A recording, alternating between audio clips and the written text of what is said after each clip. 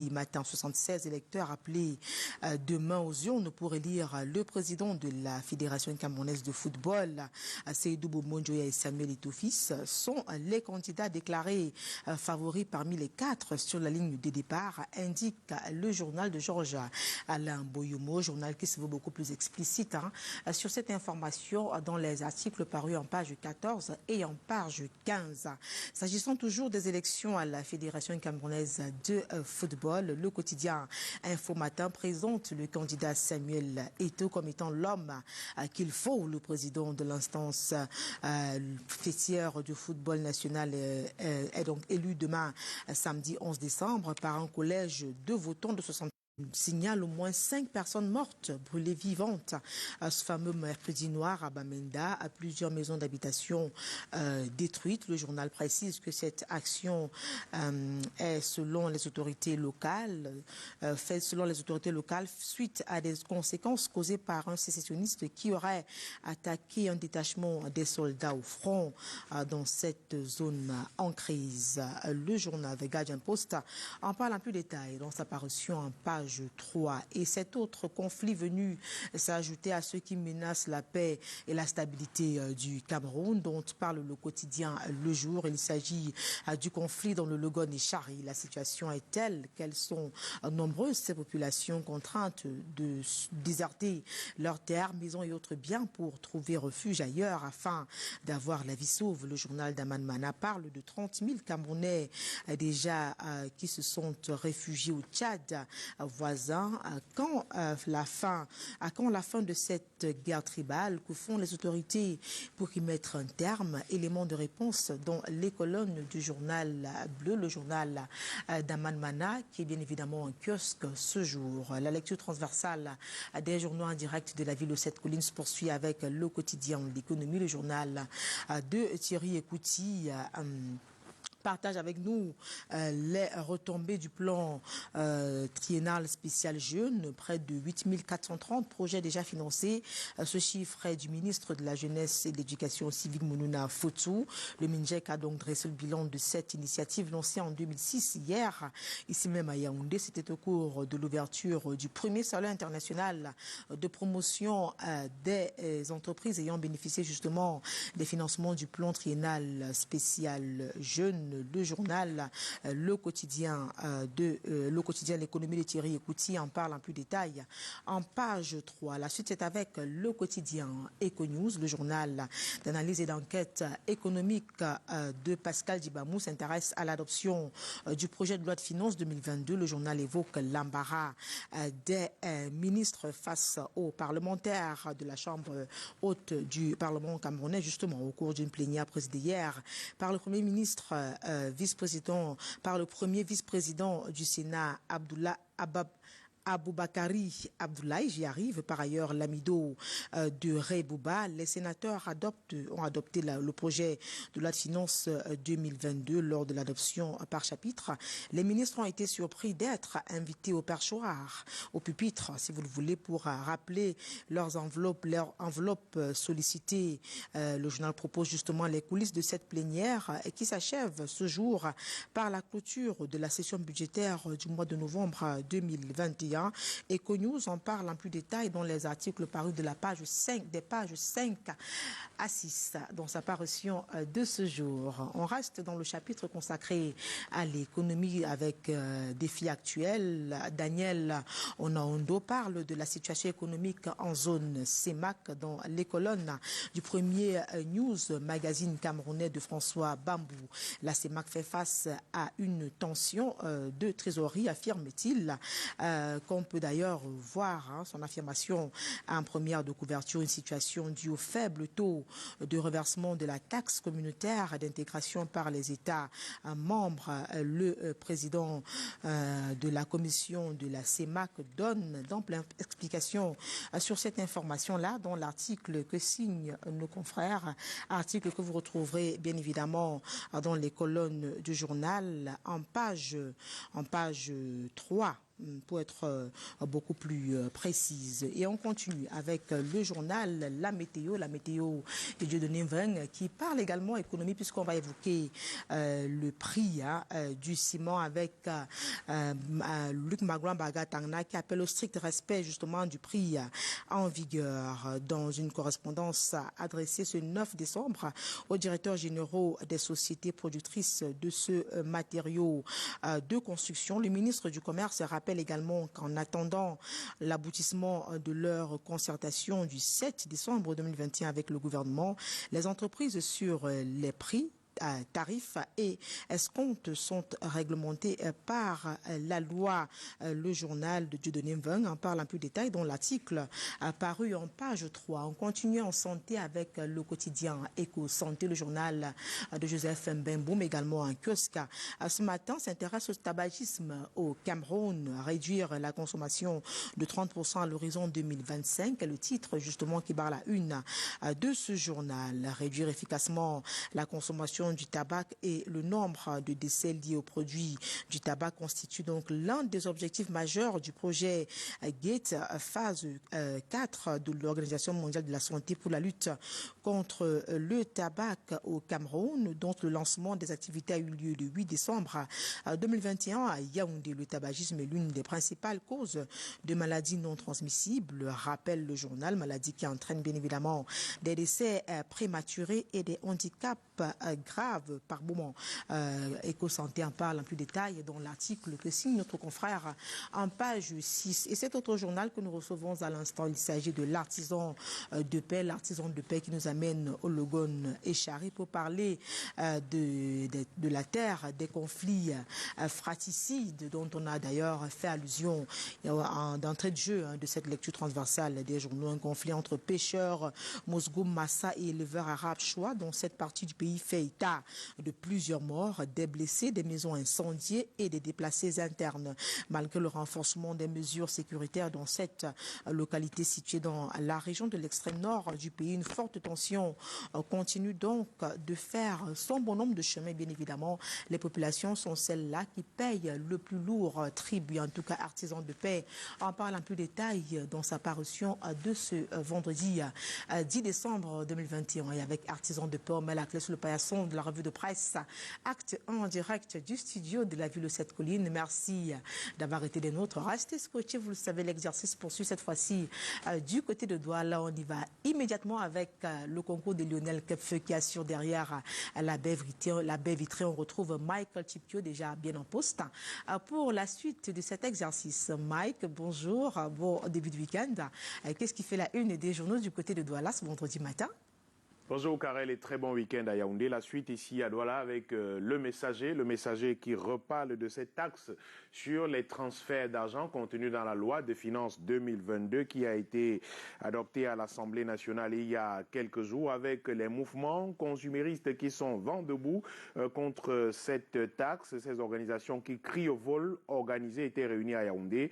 Ce sont environ 20 milliards de francs CFA qui seront chapardés par le gouvernement au titre de l'exercice 2022. Selon les prévisions de recettes financières issues de la taxe sur les opérations de transfert par voie électronique, entre autres une spoliation selon ces associations de consommateurs. De plus, qui ne passent pas, ces organisations trouvent indécent et choquant d'introduire cette taxe spéciale, de la faire supporter par le consommateur qui paye déjà les frais de la TVA, taxe sur la valeur ajoutée prélevée dans ces différents transferts. Le réseau des défenseurs des consommateurs représenté par Marie-Hélène Ebieline, s'est exprimé hier à Yaoundé. Pour elle, le consommateur est spolié de manière permanente. Jean-Paul Midja et Sogo, lui, estime justement que le combat qui vient d'être lancé ira jusqu'au bout. Et Prince Pondo, le porte-parole de ce collectif, interpelle les parlementaires, notamment les sénateurs qui doivent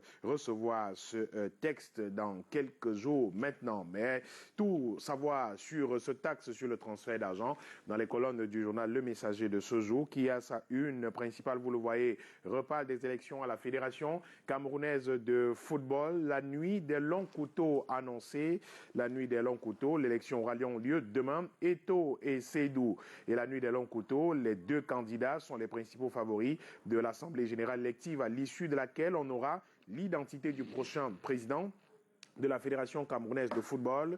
Entre tractations, jeu des alliances et cours assidus aux 76 délégués, les dernières heures de la campagne électorale font mousser des pronostics à Yaoundé. Un autre soutien à Samuel Eto'o, au candidat Samuel Eto'o. Il s'agit de Bernard Choutan. Pour lui, grâce à Eto'o, le football camerounais retrouvera son hégémonie. Le messager qui note aussi que le centre fait bloc derrière la candidature de Seydou Bombo Nzoya. Eh bien, on sera fixé demain, mais s'achemine-t-on vers une crise post-électorale? S'interroge le journal Le Messager. Europe Plus, qui est paru ce jour, choisit pratiquement le même titre que le journal Le Messager. Europe Plus qui parle aussi de la nuit des longs couteaux. L'élection au poste de président de la Fédération camerounaise de football a donc lieu demain. On l'a dit, sur les 7 candidats retenus, on a enregistré des désistements et des ralliements, et au bout du compte, tout porte à croire que 4 candidats seulement solliciteront le vote des délégués membres de l'Assemblée générale. Il s'agit de Seydou Bombo Nzoya, Samuel Eto'o, Jules Denis Onana et Zachary Wanja, qui sont donc les 4 candidats retenus pour cette élection. Il y a 24 chronos de la fin du suspense qu'a suscité plutôt la présente campagne électorale à la présidence de la FECAFOOT.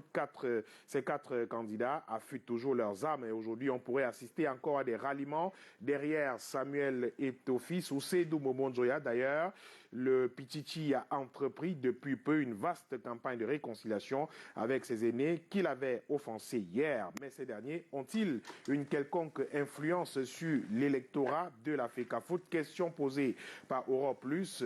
Jules Denis Onana et Zachary Wanja font une campagne plutôt très discrète pour ce poste de président de la Fédération camerounaise de football. Tout savoir, les derniers détails donc autour de cette élection au poste de président de la FECAFOOT avec Europe Plus qui est en kiosque ce jour, qui parle aussi de produits de grande consommation sur le marché camerounais avec les prix qui continuent de flamber.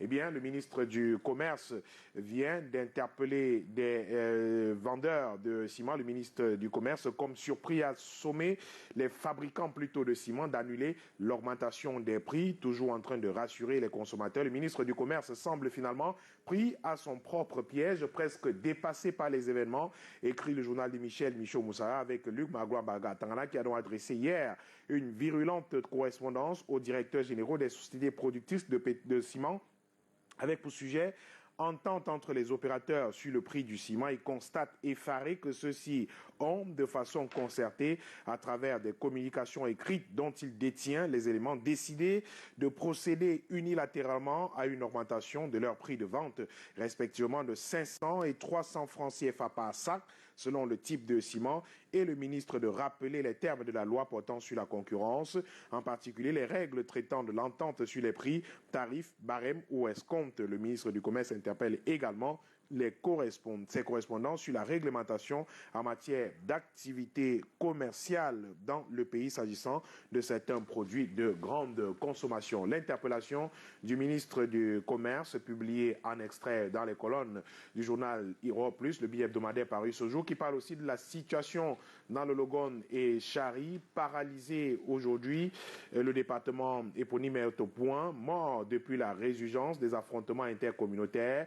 Les attaques parties de la périphérie ont atteint le centre-ville, entraînant la paralysie des activités socio-économiques depuis mercredi dernier, nous apprend le journal Europe Plus. Et l'œil du Sahel, en kiosque ce jour, nous apprend que l'on enregistre déjà plus de 50 000 déplacés dans le Logone et Chari au cours de ces conflits intercommunautaires. Plus de 50 000 déplacés enregistrés dans cette partie du pays. 30 000 ont trouvé refuge au Tchad voisin. Après la folle journée du 8 décembre dernier, les populations de la ville de Kousséri se remettent donc peu à peu des violences depuis le jeudi 9 décembre à Kousséri. Kousséri justement qui ressemble à une ville fantôme. Les rues sont presque désertes, les commerces sont restés fermés, des patrouilles mixtes vont et viennent dans la ville. Tout le monde est terré chez lui, à la maison, de peur d'être pris pour ciblé par des assaillants dans cette partie du pays. Des milliers de personnes ont fui la ville de Kousséri pour le Tchad, en passant par Facha. D'après le préfet du Logon et Chari, Jean-Lazare Dongo, c'est une horde d'environ 6000 personnes qui s'est ruée sur Kousséri. Les assaillants identifiés comme appartenant à la communauté Mousgoum par l'autorité administrative ont pris pour cible des quartiers à forte concentration arabe choua, où ils ont pillé, saccagé et brûlé tout sur leur passage. Il a fallu le déploiement des forces de maintien de l'ordre pour rétablir un semblant d'ordre, mais le mal était déjà fait puisque l'on a dénombré, au dire du préfet, 2 morts et 17 blessés internés à l'hôpital régional annexe de Kousséri. Selon diverses sources, le nombre de victimes serait largement au-dessus des chiffres avancés par l'autorité administrative. Le conflit jusqu'ici circonscrit au seul département du Logon et Chari touche désormais les localités de Maga, Gividik et Pousse dans le Mayo d'Anaï, conclut le tri-hebdomadaire régional d'information du Nord Cameroun. La nouvelle expression se pose plutôt une question à sa une aujourd'hui, ou plutôt 1000 questions qui n'ont pas de réponse jusqu'ici. Mais comment ces hommes armés se sont déplacés sur plus d'une centaine de kilomètres pour venir semer la désolation dans une ville hautement militarisée sans être retenus par les forces de maintien de l'ordre? Les sources locales disent qu'ils étaient à bord de motos et dans des véhicules armés de flèches et d'autres armes blanches et armes à feu. Manifestement, ils avaient des cibles précises dans la ville de Kousséri, dont les hauts dignitaires sont majoritairement les Arabes choua. Mais les populations se posent justement, continuent de s'interroger dans une ville fortement militarisée où toutes les forces de défense et de sécurité sont massivement représentées. Comment comprendre que des centaines d'individus armés aient pu réussir avec autant de facilité à venir créer la pagaille comme en terrain conquis, se demandent les habitants de Kousséri. C'est pourtant une région où les forces de défense et de sécurité sont en état de veille permanent avec les incursions incessantes des terroristes de Boko Haram. Plus de 48 heures après ces événements, quel est le bilan que fait le gouvernement en termes de pertes en vies humaines, de dégâts matériels et d'interpellations? C'est donc motus et bouche cousue sur la question jusqu'ici, dénonce le journal. Et à l'ouverture de la conférence des gouverneurs hier à Yaoundé, le ministre de l'administration territoriale a totalement ignoré le sujet, comme si cela était un épiphénomène, un silence lourd et très parlant, écrit la nouvelle expression, qui constate finalement qu'au cours de cette conférence des gouverneurs, le ministre de l'administration territoriale, les gouverneurs se sont plutôt appesantis sur le cas d'un leader de l'opposition, en l'occurrence Maurice Kamto, qui aurait donc hanté les travaux de la conférence des gouverneurs à Yaoundé, selon la nouvelle expression. Le MINAT qui présidait les travaux a fait la part belle à l'opposant dans son discours d'ouverture en ignorant la guerre arabe choua. Mousgoum Kotoko, qui ensanglante l'extrême nord du Cameroun, il est revenu sur une mise en garde à l'endroit de Maurice Kamto au sujet d'une perturbation projetée de la Coupe d'Afrique des Nations 2022 au Cameroun, écrit le journal La Nouvelle Expression, qui est en kiosque aujourd'hui. La suite de la revue de presse avec notre journal paru aujourd'hui, Afrique Info qui nous parle de politique avec le Rassemblement démocratique du peuple camerounais, section RDP Sénégal Maritime, centre 1, avec un homme, Wenan Patrice Premier, Sa Majesté Wenan, justement, qui est un acteur politique de cette partie du pays industriel, élu le 28 septembre 2021 et a été installé officiellement il y a quelques jours dans ses fonctions. L'officier de l'ordre et la valeur devient ainsi la 8e personne à occuper le poste de président de cette instance du parti, en dépit de quelques remous de certains esprits chagrins qui cherchent à faire de la politique un terrain par excellence de discrimination contre les halogènes. Mais comment a-t-il pu gravir les échelons pour arriver à cette fonction? Eh bien, le journal en profite pour nous dresser quelques réalisations de cet homme dans ce département de la Sanaga maritime, également ses contributions au rayonnement de son parti politique, le Rassemblement démocratique du peuple camerounais, dans cette partie du pays. Le point de vue également de Sa Majesté Samuel Libombé est proposé par le journal de Djelfis aujourd'hui. Samuel Libombé qui prône l'officialisation d'une langue nationale au Cameroun. La tribune de l'homme à lire dans le journal Afrique Info en kiosque ce jour. On termine cette revue de presse avec la voix du barman. La Voix du barman, ce magazine qui est paru ce jour et dont l'éditorial du directeur de la publication nous parle de la consignation ou de la vente des bouteilles. Le journal parle d'arnaque sur le sujet de cette consignation ou vente des bouteilles depuis des années. Écrit Hervé Nana, le barman en chef, directeur de publication de La Voix du barman. Les entreprises brassicoles ont toujours utilisé le terme consignation des emballages comme pour dire au barman, les bouteilles ne t'appartiennent pas. Pourtant, la réalité est bien différente. Et Hervé Nana nous explique comment la réalité est différente dans les colonnes de La Voix du barman paru aujourd'hui, qui parle aussi de la nuit du barman en préparation, la nuit du barman 2021, qui se tiendra donc ici à Douala, à la salle des fêtes, dans quelques jours seulement, avec les différentes catégories, bar de légende, directeur général de légende, portier de légende, bar le plus propre, bar le plus high-tech, meilleure cave à vin, meilleure serveuse, meilleur caissière de bar, snack le plus high-tech. Voilà donc quelques catégories contenues dans cette contenu justement dans le journal La Voix du barman à l'aune de cette cérémonie qui aura lieu le 20 décembre 2021 à la salle des fêtes d'Aqua ici à Douala. Le journal qui parle aussi de la guerre des bouteilles entre les sociétés brassicoles au Cameroun. Les détails à retrouver dans le magazine La Voix du barman qui est paru ce vendredi. Merci beaucoup Michael. On va dire plus que quelques heures pour l'élection du futur président de la FECAFOOT, mais toujours dans l'actualité, on parlera de la caravane du Trophy Tour qui poursuit son bonhomme de chemin donc après Yaoundé. C'est Douala qui prend le relais avec la délégation d'ailleurs qui accompagne le précieux sésame, donc le trophée de la CAN Total Énergie Cameroun 2021. Cette délégation a d'ailleurs été reçue par le gouverneur de la région du littoral, Samuel Dieudonné. Il va à Dibois. Alors, la prochaine étape après Canal Matin, c'est... Prochaine étape. Oui. On est vendredi quand même. On est vendredi quand même. Oui, vendredi de travail naturellement. On travaille d'abord. Et le week-end. Et puis la suite, on verra un week-end de travail aussi et peut-être un peu de temps pour la détente aussi, pour se déstresser. Voilà, après une semaine aussi chargée.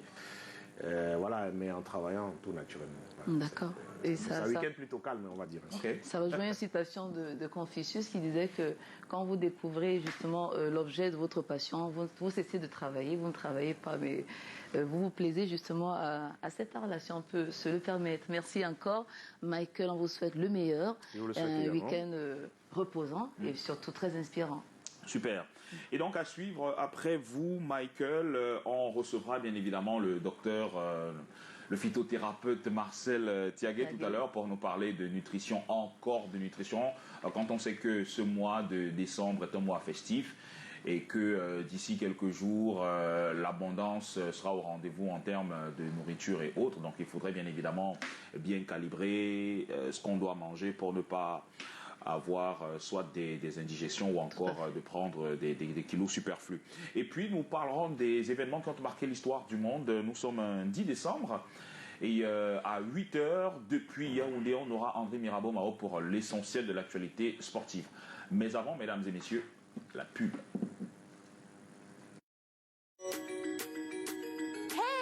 La famille Canal+. Venez passer les fêtes avec nous. Venez, on vous attend. On vous attend sur votre nouvelle chaîne, Canal+ Pop. On vous attend aussi sur Canal+ Première. Et toujours sur les chaînes Canal+ Sport. Pour vibrer ensemble. Pour vivre ensemble. Et pour